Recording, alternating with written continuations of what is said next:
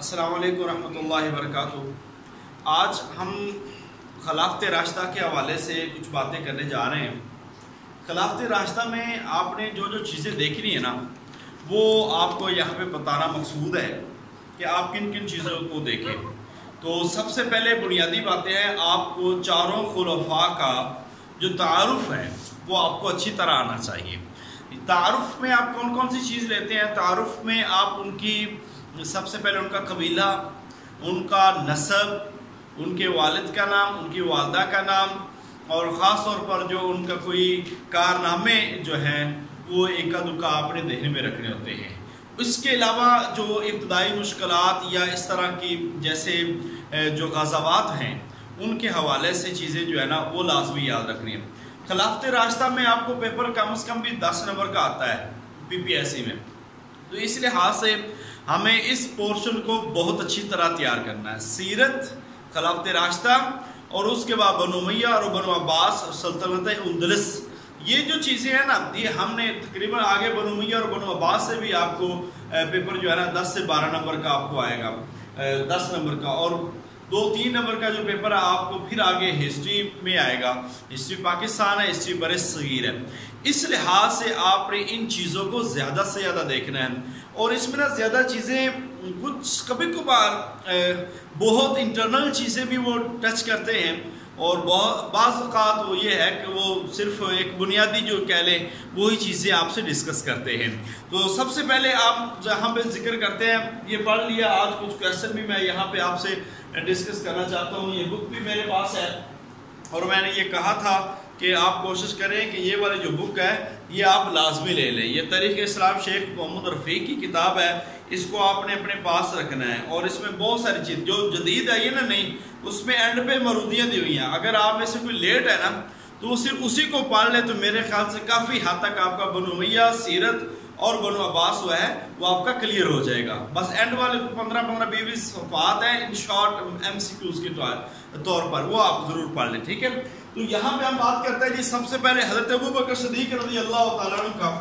حضرت ابوبکر صدیق رضی اللہ تعالیٰ عنہ کا نام ابو بکر ہے، نام ابو بکر ہے حضرت ابوبکر صدیق رضی اللہ تعالیٰ عنہ کا، اور اس کے ساتھ نبی پاک صلی اللہ علیہ وسلم نے جو نام رکھا تھا وہ نام ہے عبداللہ۔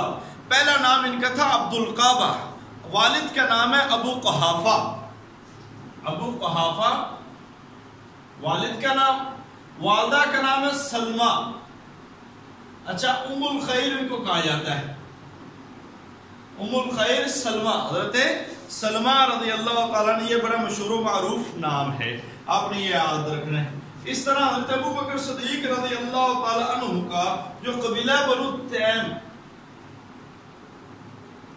یہ قبیلہ ہے حضرت ابوبکر صدیق رضی اللہ تعالیٰ کا۔ حضرت ابوبکر صدیق رضی اللہ تعالیٰ کے چھٹی پشت پر سلسلہ جو ہے وہ نبی اکرم صلی اللہ علیہ وسلم سے ملتا ہے۔ سلسلہ نسب کہاں ملتا ہے؟ چھٹی پشت پر۔ یہ چیزیں یاد رکھنے والی ہیں۔ اس کے ساتھ ساتھ حضرت ابوبکر صدیق رضی اللہ تعالیٰ کے 2 لقب ہیں۔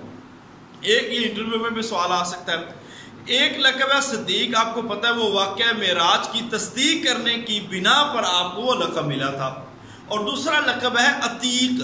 اب یہ جو عتیق لقب ہے نا، حضرت ابوبکر صدیق رضی اللہ تعالیٰ عنہ ان لوگوں میں شامل تھے جو بڑے بڑے جو کبیرہ گناہ ہیں اور چھوٹے گناہ ان سب سے بچنے والے تھے۔ کہہ لیں کہ اس وقت کے جو انتہائی شرفاء اور نیک پارسا لوگ تھے، حضرت ابوبکر صدیق ان لوگوں میں شامل تھے۔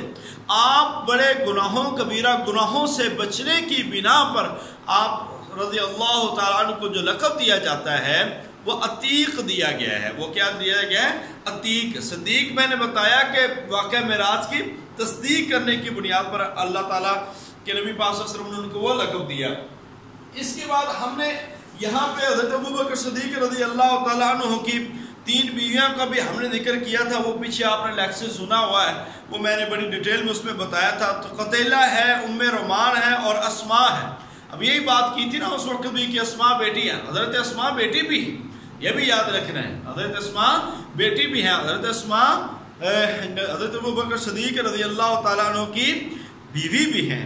یہ چیزیں آپ نے محمد بن ابی بکر، یہ وہی محمد بن ابی بکر ہیں جو حضرت عثمان رضی اللہ تعالیٰ عنہ کے دور حکومت میں جب وہ باغی آپ رضی اللہ تعالیٰ کے گھر آئے تھے، حضرت عثمان رضی اللہ تعالیٰ کی داڑھی مبارک کو پکڑ لیا تھا، تو حضرت عثمان رضی اللہ تعالیٰ نے فرمایا تھا کہ بیٹے بھتیجے، اگر آج تیرے والد زندہ ہوتے تو آج اسے پسند نہ کرتے۔ اس کے بعد یہ مورخین نے لکھا ہے کہ محمد بن ابی بکر روتے ہوئے وہاں سے واپس چلے گئے تھے، اور اس کے بعد باقی جو باغی ہیں انہوں نے ان کو حضرت عثمان رضی اللہ تعالیٰ کو شہید کر دیا تھا۔ تو یہ آپ نے ذہن میں رکھنا، حضرت اسماء ام رومان، یاد رکھیں حضرت عائشہ اور حضرت عبد الرحمن، یہ دونوں بھائی ہیں، سگے بھائی، ان کی والدہ کا نام ہے ام رومان، یہ یاد رکھنے والی چیز ہے۔ حضرت عائشہ صدیقہ طاہرہ مطہرہ رضی اللہ تعالیٰ کی والدہ کا نام کیا ہے؟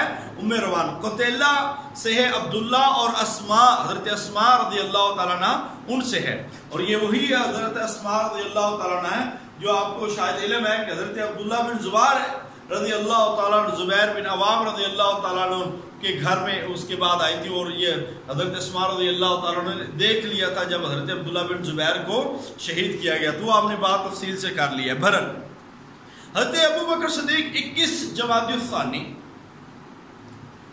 اور 13 ہجری کو آپ کی وفات ہے، 11 ہجری کو آپ خلیفہ بنے سقیفہ بنو سعدہ میں۔ حضرت ابو بکر صدیق کے ساتھ حضرت عمر، حضرت ابو عبیدہ بن جراح، یہ ایک کابینہ تھی، اور اس کے اندر آپ گئے تھے، اور آپ کا جو ہے نا خلافت وہ آپ کی بنی تھی۔ 2 سال 3 ماہ 10 دن کی آپ کی خلافت ہے، اور 13 نبوی کو آپ اللہ تعالیٰ کو پیارے ہو گئے تھے۔